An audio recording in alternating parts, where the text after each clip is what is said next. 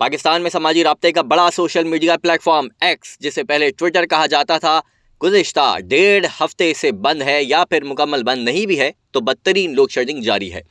Internet اور web site کی service کو مانیٹر کرنے والی سائٹ ڈاؤن ڈیٹیکٹر کے مطابق پاکستان میں ایکس کی سروس 17 مارچ بروز ہفتے کی رات تقریباً 9 بجے بند کی گئی۔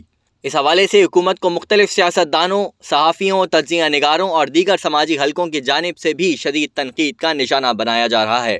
ساتھ ہی ساتھ کچھ ممالک کے میڈیا کی جانب سے پاکستان میں سماجی رابطے کی ویب سائٹ ایکس کو بند کرنے کی خبروں کو مضحکہ خیز انداز میں پیش کیا گیا، جبکہ امریکہ نے پاکستانی حکومت پر زور دیا کہ سروس کو فوراً بحال کیا جائے۔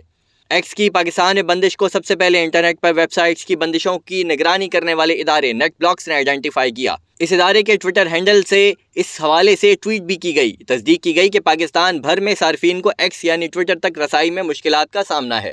ڈیجیٹل رائٹس کے ایکسپرٹ اسامہ خلجی نے ایک نجی چینل کو انٹرویو دیتے ہوئے کہا کہ سوشل میڈیا پلیٹ فارمز کی بندش کو پاکستان میں معمول کی بات بنانے کی کوشش ہو رہی ہے۔ ہم نے پچھلے 3 ماہ میں دیکھا کہ 5 سے 6 مرتبہ سوشل میڈیا اپلیکیشنز بند کی گئی ہیں۔ الیکشن کے دن اور اس کے اگلے دن بھی سوشل میڈیا سائٹس اور انٹرنیٹ بند رہا ہے۔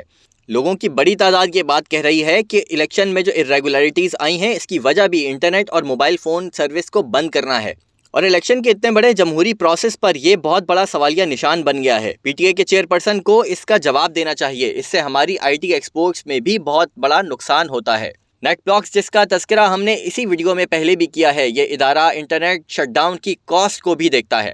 اس ادارے کے مطابق پاکستان میں ایک دن انٹرنیٹ بند ہونے کی وجہ سے $53 ملین کا نقصان ہوتا ہے۔